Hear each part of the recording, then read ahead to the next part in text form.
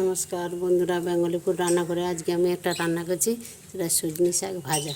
সজনে শাক ভাজা করতে এই যে সজনে শাক বেছে ধুয়ে নিয়েছি। দেখুন কি সুন্দর সজনে শাকগুলো। তাই কী কী দিচ্ছি, রসুন থেতা করে দিয়েছি, লঙ্কা, পেঁয়াজ, হলুদ, নুন, তেল। প্রথমে কড়াই তেল দিয়ে দিচ্ছি।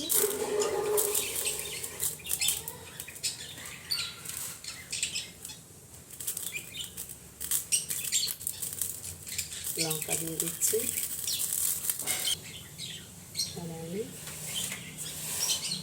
রসুন থেতা করা রসুনটা দিয়ে দিচ্ছি। পেঁয়াজ কুচনোটা দিয়ে দিচ্ছি।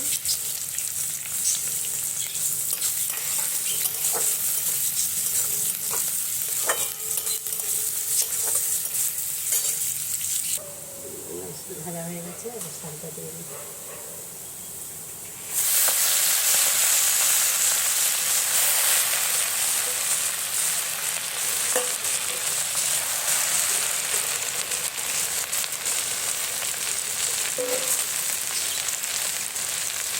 দিয়ে দিচ্ছি, হলুদ দিয়ে দিচ্ছি।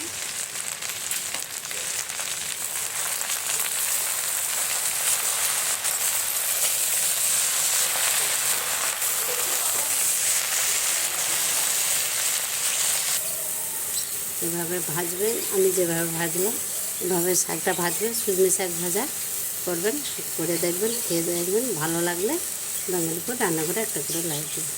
খুবই সুন্দর লাগে এভাবে ভাজলে, রসুন আর পেঁয়াজ লঙ্কা দিয়ে ভাজলে খুব সুন্দর হয়। আপনারা ভেজে দেখবেন, ভালো লাগলে বেঙ্গলি ফুড রান্না করে একটা করে লাইক দেবেন।